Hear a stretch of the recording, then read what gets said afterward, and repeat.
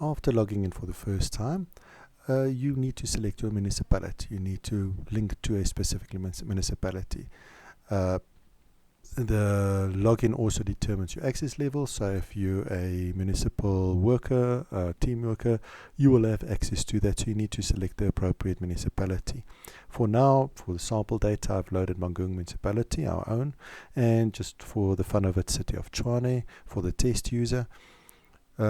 So if the person that's using the app, his municipality is not there, it's not listed, they can actually put in a request for having their municipality listed.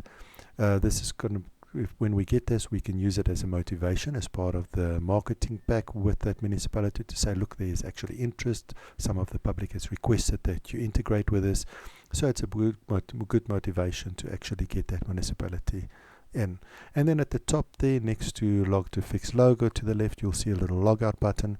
The system is built so that you can have multiple logins or multiple registrations. That'll be typically for your municipal worker. So when he logs in as with his municipal email, then he gets certain access. But if he logs in with his own Gmail account, he only gets the public access on the system.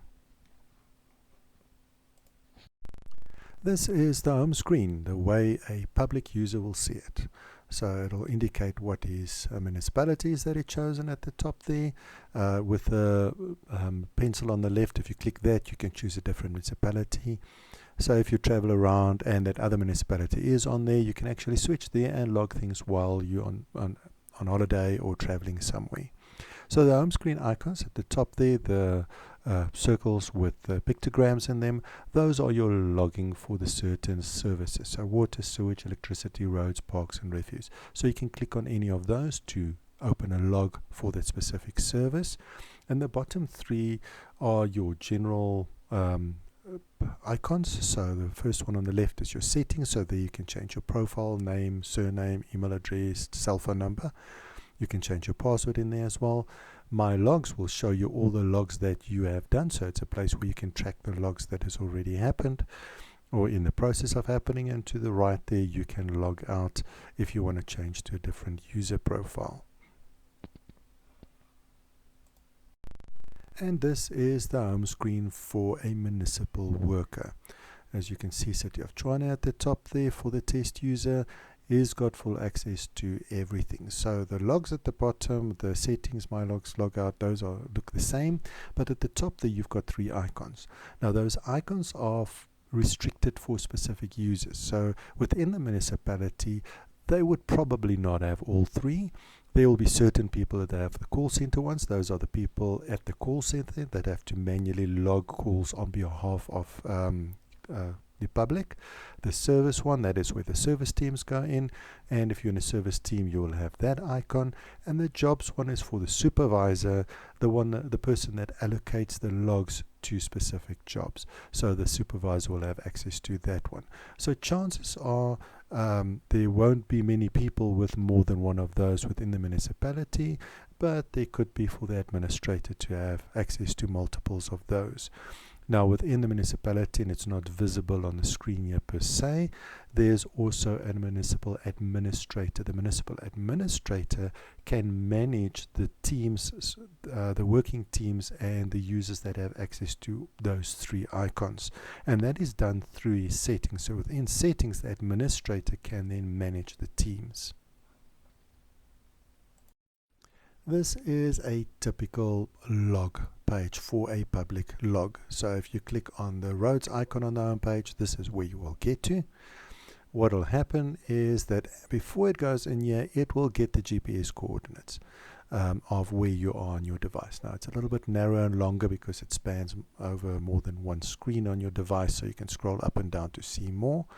But here you've now selected the roads as your service that you want to do. Now you have to specify the problem, the category that you're looking at. And there's a couple preset categories there that you can choose from. You can type in your location. Even though the GPS is there, it is always helpful to put extra things in there, put the address in there, to make sure that they actually find where the problem is. So I can say it's close to number 24 or behind a bush at number 15 or whatever is necessary to make it easier for them to find where the problem is. And then the full description of what the problem is. What is the problem that we're looking at? And below the button, you can see there's the map. It's taken my coordinate and it shows me where I am on the location. And that location will be saved as part of the log. It is shown as a static map in the app. We don't need a live map where you can zoom and pan and all those type of things. It's for reference only, so we use a static map. This is the same call logging, but if you click on the call center icon on the home page. So the call center person or operator gets this screen. Now remember, he's not physically at the location, so he cannot have a GPS coordinate, but there he's going to log not just the problem or the category. He needs to select the service and the category, because there's no single, or there's no 6 buttons for call logging. He literally goes into call log and then selects his problem. As far as the service and the category goes, there's no user on the system that's busy logging it. The call center operator is logging it, so he needs to put in a name, contact name for the person that's logging it, the contact number for the person that's logging it, a detailed description of where it is. The call center people are usually quite good with taking it down, but unfortunately there won't be any coordinates, and then a full description of what the problem is. Again, because there's no the call center operator is not there physically where the problem is, there won't be any GPS coordinates. After I've successfully logged a couple of calls, 1 or 2 or 3, doesn't really matter, I can go into my logs on the home screen. That's that middle one at the bottom. So I can go into my logs and I can see the status of my logs. The first page I see is a quick view of all my logs. At the top right there's a little search, so you can click on that and it'll show you some search options you can find by log number or by type or category, so you can find some logs that you put in there to quickly find what you're looking for. Initially it'll only show open logs so that you can do it, but you can change the status in the search as well. For the person, if the public that logged, if I go into my logs, I will only see my logs that I've logged. The call center will, however, see all the logs that have been logged for their municipality. So the call center goes into my logs, they can see all the logs for that municipality's logs that were done through the call center, as well as logs that were done by the public. So if somebody phones in and says, I've got log number 2-10, the call center can actually pick it up on the system and see what that log is. On my logs now, if I click on a specific log, I can see again it's a nice narrow screen, so you scroll up and down within your app to see all of this, but I can see a full log of what's going on with my log. I can see full details. So initially it gives me my log number, it gives you the log detail as I put it in for this log. Then it shows me the job detail, the date it was added to the job name and the description of the job. It again shows my coordinate if there is one. If there isn't one, then it won't show that. And then below that it shows the full job history, what's been done to the job. If somebody changed the status, which user did it, obviously. If somebody uploaded a picture, if they added a note, I can see exactly what's happening on that job. After the jobs have been logged either from the call center or through a direct log by the public, the municipality now needs to allocate these logs to jobs. So the supervisor needs to have a look at the logs and then allocate them to jobs, create jobs for those logs. Now here again he will have a search option. Initially when he looks at this page, it'll only show the logs that have not been allocated to a job. So it's simple. If he goes in there and there's nothing there, he knows he's done his job, everything's been allocated. But it also gives him an option to search. He can actually go search and find any job or any log based on the search criteria. For the supervisor, there's quite a few characteristics he can actually search for a job for. So the first one, you can look for a log number. The person phones and says, here's my log number, or there's a request on a log number, find it. You can look at a job number if there's a specific job. You can look at for the name of the person that logged it. So if it's from the call center, whatever they put in as a contact name, or if it is a public person, the name that he's got as part of his profile, number, cell phone number, same thing. You can choose the category, that's a service, and you can find the status of the job. So all open jobs that I've selected here in this case, or you can find only unallocated jobs or jobs that are completed and find everything in there. When the supervisor then selects the log that they want to allocate to a job, it'll open the screen again, scrolling up and down for the little arrow screen. Okay, so you can see all the log detail that has been put in there by the person logging it, either the call center or the public that logged it through their app. So you can see all the log details in there. Now he's got one of two options. He can create a new job on it. So you can select the team. Now the teams there, it'll only show teams that have the specific service. So if I have a sewage log, it'll only show teams that actually work with sewage jobs. Then you can have a job name. So that is a job title, if you will. That can be used later on, specifically if he wants to link more logs to the same job.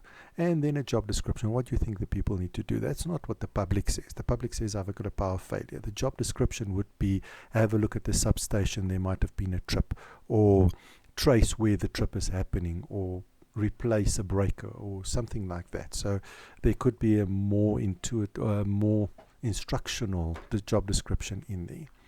The other way is to link it to an existing job. So if there is an open job against this service, so sewage, there is another open job, a job that's not been completed yet, that is also in the sewage service, then that job will appear there and you will see the job name that was given to that job. And you can actually add this log to that job. So you can add multiple logs to a single job. So if there's a power failure in a street and you've got 20 logs for it, you can have one job and just allocate all of them to that one.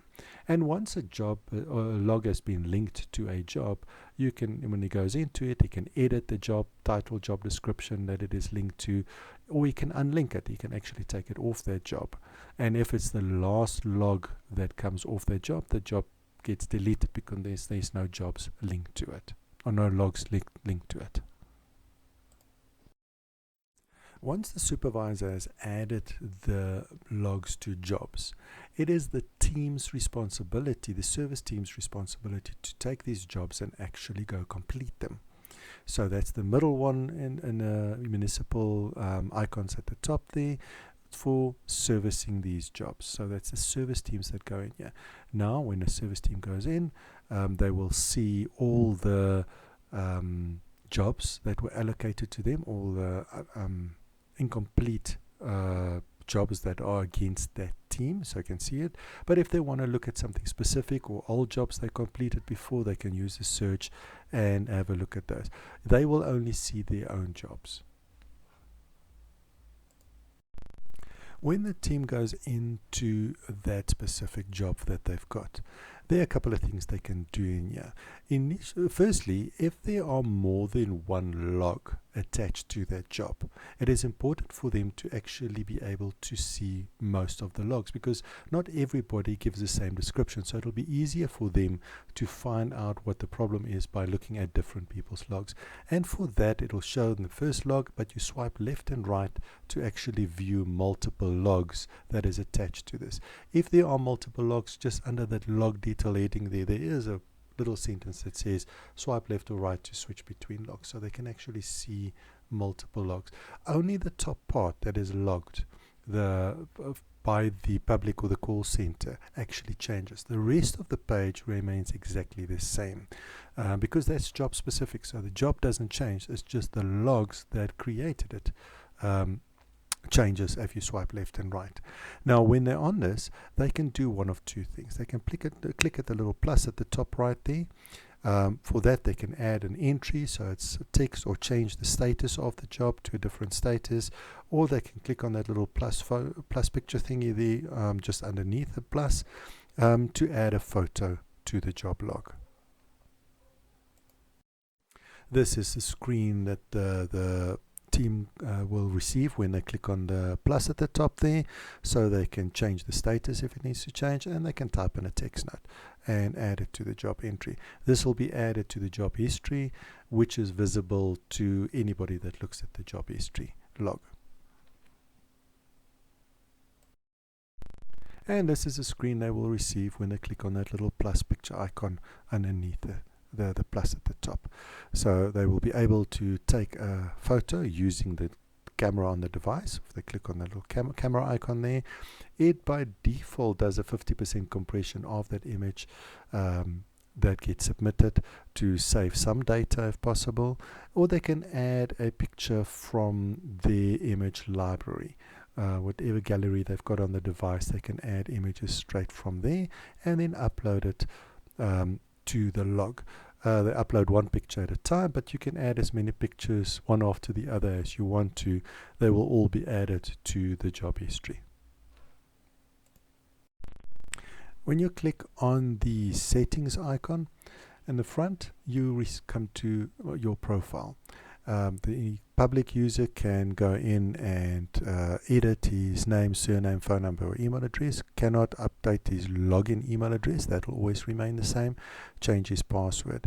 If you're the administrator for this municipality, so if test goes to Mangaung Metro, he won't see the managed teams. For City of Tshwane, he will see the managed teams because he's administrator for City of Tshwane, and you can go on there to manage the access of the teams that are going to use the system.